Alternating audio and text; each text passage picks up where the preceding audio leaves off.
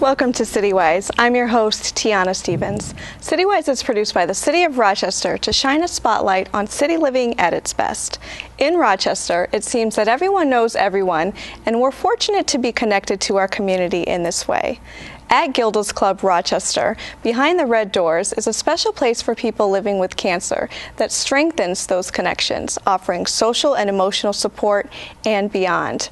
Bob Russell, Executive Director of Gildas Club Rochester, is here to tell us more. Thanks for joining us, Bob. Thanks for having me. I appreciate it. And I said the word beyond. Gildas Club is so many things. What's your best description of Gildas Club Rochester? I would say that we're a community where people can come who are dealing with cancer in their lives, either themselves or a family member or friend, and be surrounded by other people who know what they're going through because they're going through the exact same thing. Sometimes that's difficult for people. They feel they're kind of alone when they're going through something that traumatic. But it brings a lot of different people together to share information, to just be there to support each other through what they're going through. And I think the fact that we deal with children and teens, men and women, as well as their family members who also have to go through the cancer journey. With the loved one who's going through it, that's what really makes it special. And it's a lot of what we hear about from the people that come to Gildas Clubs, the word community and friendship and laughter and hope. So there's a lot behind the red door. What's the history of Gildas Club Rochester? Well, we first opened our doors in 1959 as Cancer Action Incorporated. And in the year 2000 was when they brought the Gildas Club brand into Rochester.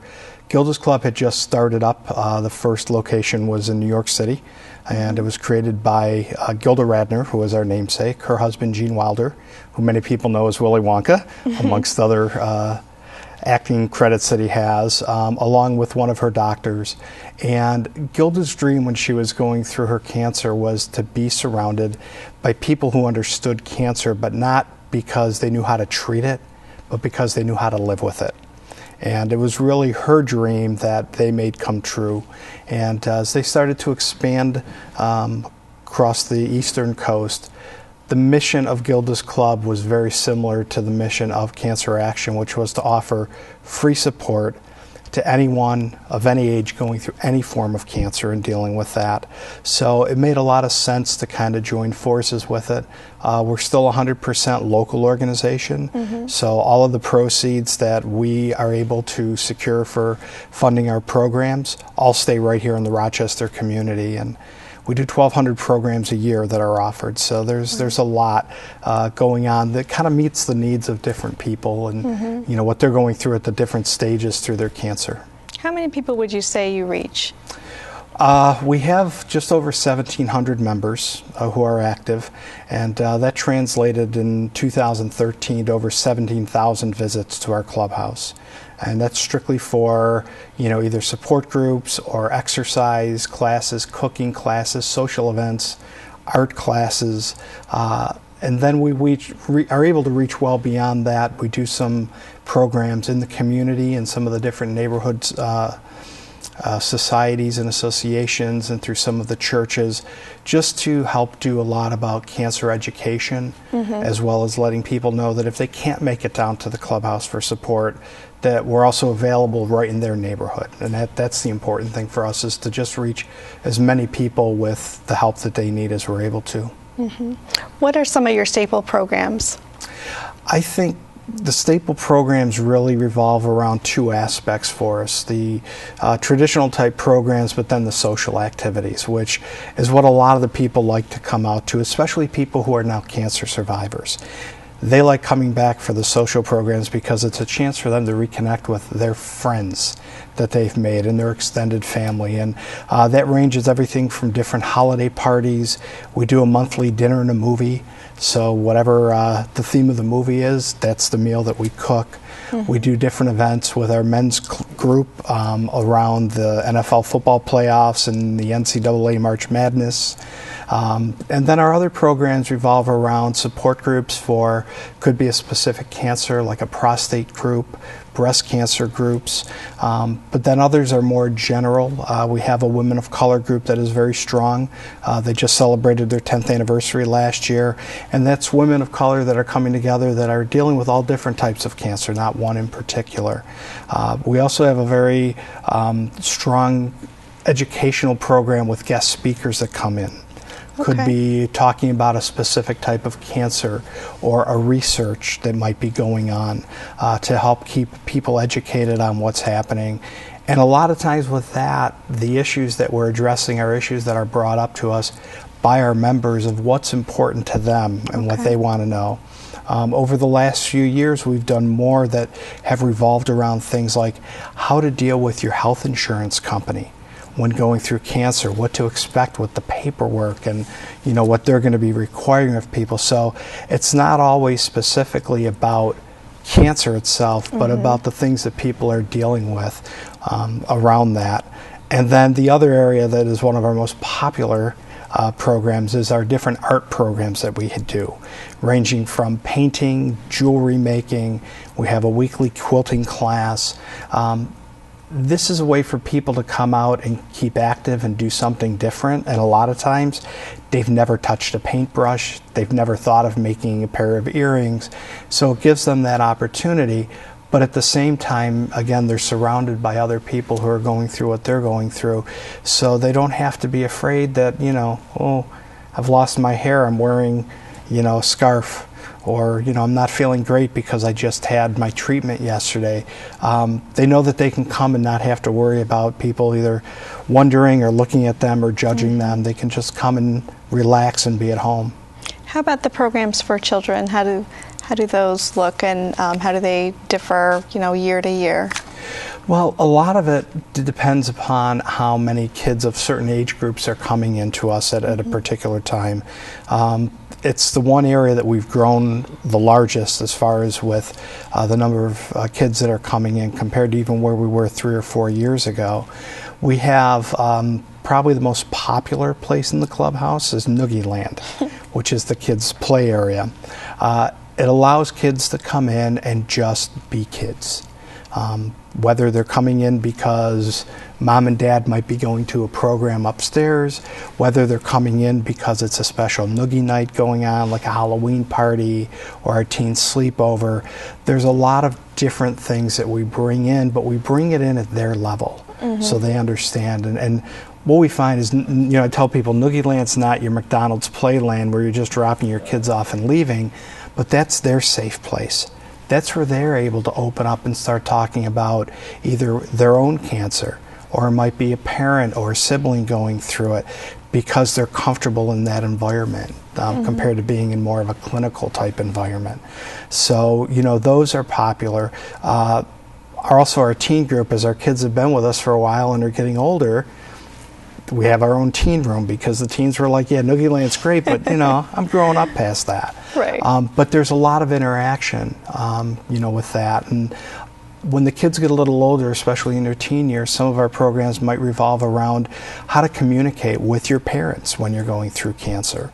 Because it's not unusual to hear, one of the kids who's got it themselves saying, I know my parents love me, I know that they mean the best for me and they're worried about me, but every time I sneeze, they're like right on top of me. And they have trouble talking about that and kind of having their own voice. So some of these programs allow the parents to be together, the kids to be together, and then come as one to talk about how they can have better communication. And probably our most popular program for our kids is Camp Open Arms, which is our 2-week summer day camp that we do in July for kids that are going through either cancer or blood-related diseases. Last year we had 109 campers, and we had 70 counselors who are all volunteers. About 40% of our counselors are former campers. Wow. So they're coming back. They want to stay involved. And camp gives kids the chance to just go and enjoy themselves for 2 weeks. It's not unusual for us to have campers that will miss some days because they're in active treatment, but we have a full medical staff that's on board every day with camp. They do everything from, sea breeze to rock climbing and paddling and canoeing and the museums, and it's just like a regular camp, but a place where they can feel more at ease and not have to worry if something, does go wrong or they have to miss a couple of days. So, and like all of our programs, camp is 100% free of charge. Oh, wow. So all of the programs that we provide, there is no charge for it.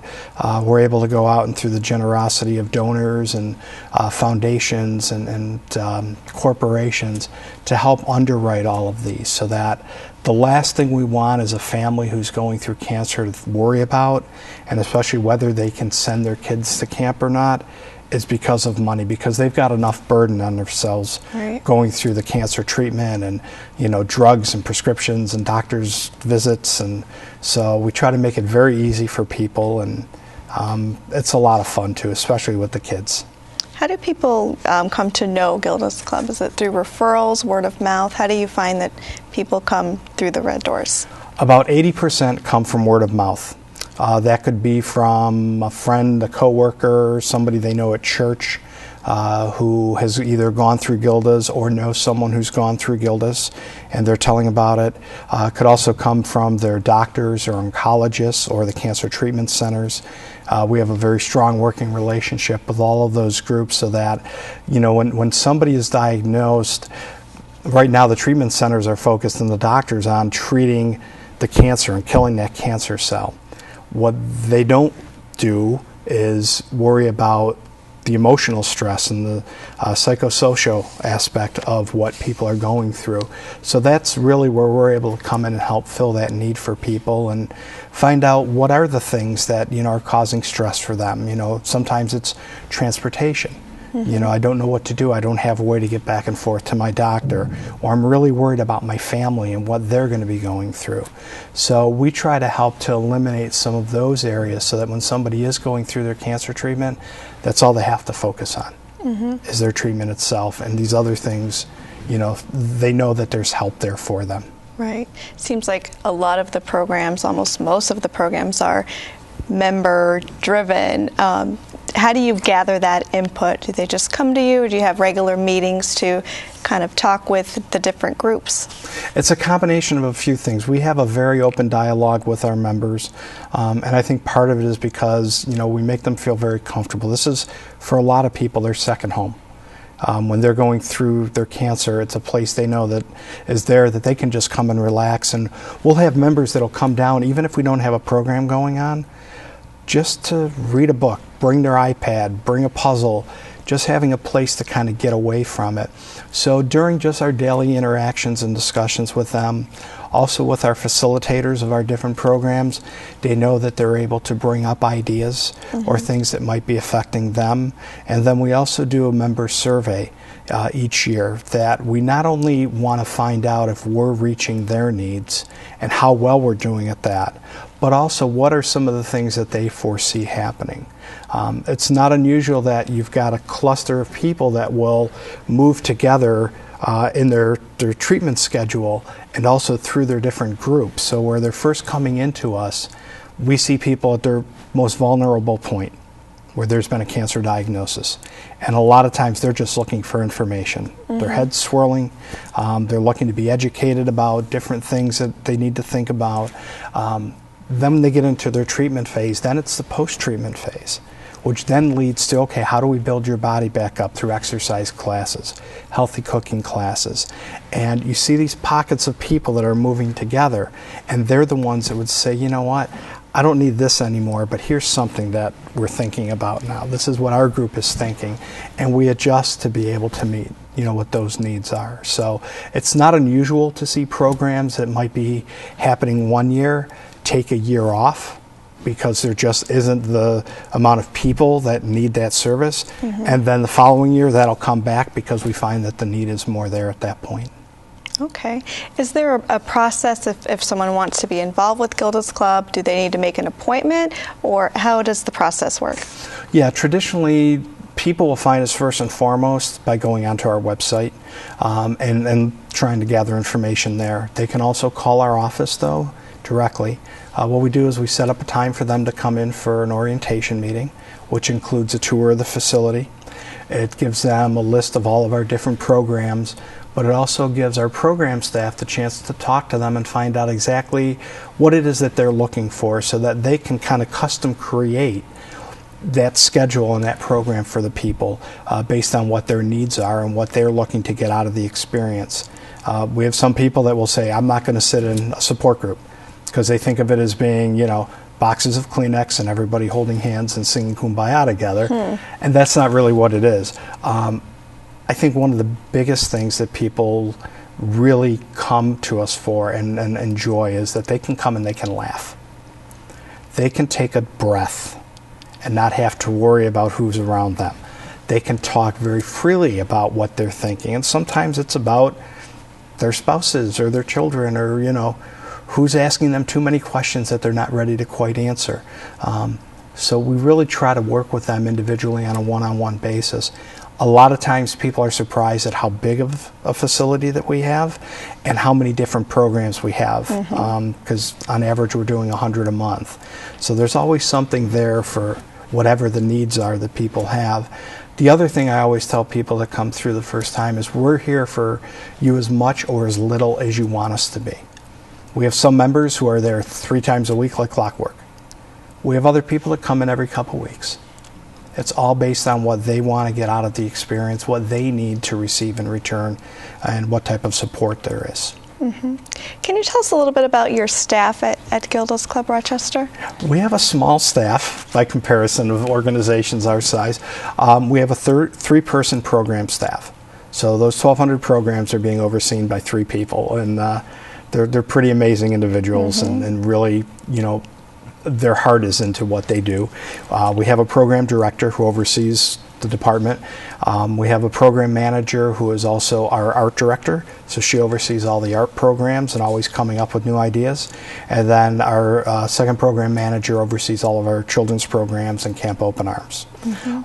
In the administration end of things, we have 3 full-time positions.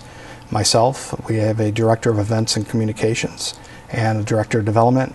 And then we have 2 part-time positions for a business manager and administrative assistant. So we're running on 6 full-time and 2 part-time people and a lot of volunteers. We have over 200 volunteers, and that's why we're able to do a lot of what we do, just because they're there to really be able to help us, execute a lot of the programs that we have, but also helping to send out mailings, helping to actually welcome members when they come through the doors. Sure. And probably all hands on deck right now. You've got a couple of big events coming up. Do you want to tell us about those? Yeah, we do. Our first event that's coming up, it's going to be on May 30th, and it's our Surviving in Style fashion show. And this is really one of our signature events here in Rochester. What makes it so special is that all of our models are cancer patients, cancer survivors, as well as their caregivers. So it's a very emotional night, but it's a good emotional night. What it does is it allows our members the opportunity to have professional hair and makeup done, put on the latest fashions. Lord & Taylor is our fashion sponsor each year, so they bring out their very best collections, and it gives them a chance to strut the runway and to really say, look at me and look what I've done. So, there's tears, we tell their stories, but it's all about celebrating the people that are there for it. And it's just a very uplifting event. It's one of our top fundraising events. We currently have 4 major fundraising events that we have to do each year. And again, everything that we provide is free of charge. So we don't have a traditional business model. So this is a way that we're able to raise the funds to be able to put on all of our programs. And then following that, we have coming up in June our Jerry Flynn Children's Classic, which is our golf tournament, named after Rochester's Toastmaster, Jerry Flynn himself, who was a very big proponent of cancer education. Jerry had passed away from cancer, from throat cancer, but when he was going through his cancer and following up on that, he was always out at the schools talking to the kids about ways that they could, keep their bodies in better shape and stay away from things that could potentially cause cancer. And the nice thing with the golf tournament is that we see a lot of people that maybe we don't see at other events that come out to support it because they like spending a nice day out on the course.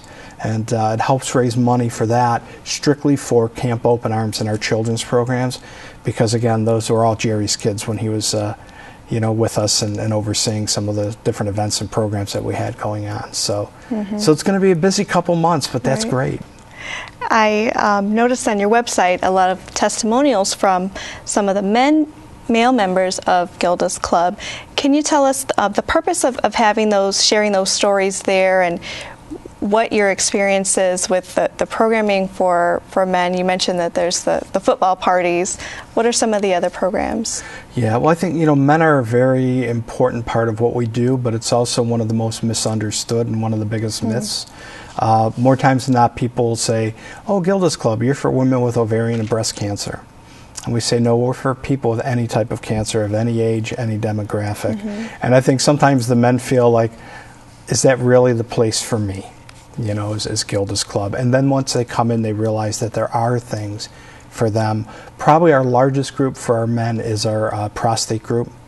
We also have a lymphoma group, so a lot of men that are going through leukemia and lymphoma have a place where they're able to, go and talk about things that are going on.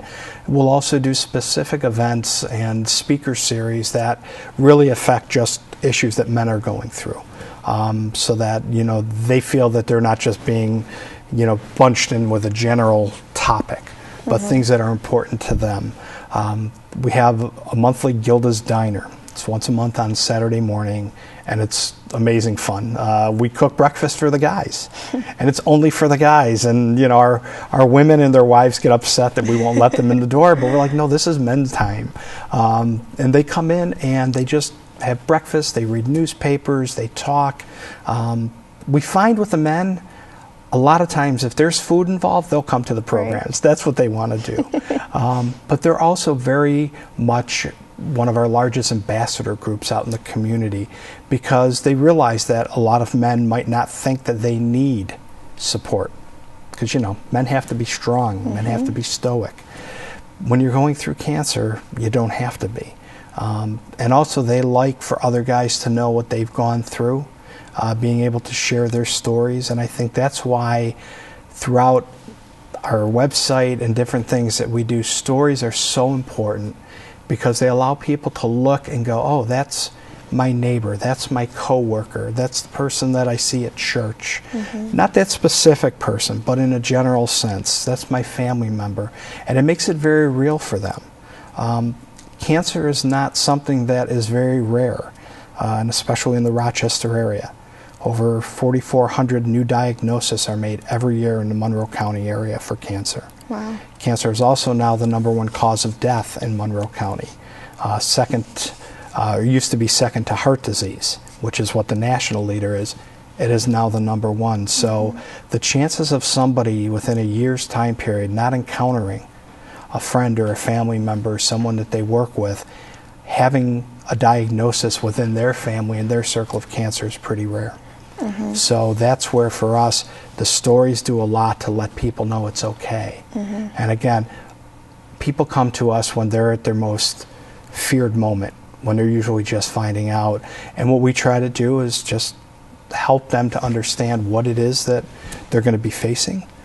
We do not give any kind of recommendations on, oh, chemo is better for you than radiation. That's what their medical team is for.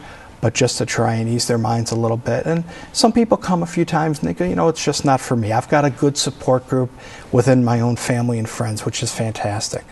But there's a lot of people out there that might have family who's out of town, and they don't have that. And that's really what they're craving. And like I said, it's no different for men, women, children, or teens. Everybody's going through it in their own way, and they want to find their peer group that can help them through that. You mentioned many people will start with the website, and there's the stories on the website. What are some of the other resources that people can expect to find on the website? We have information about our programs themselves.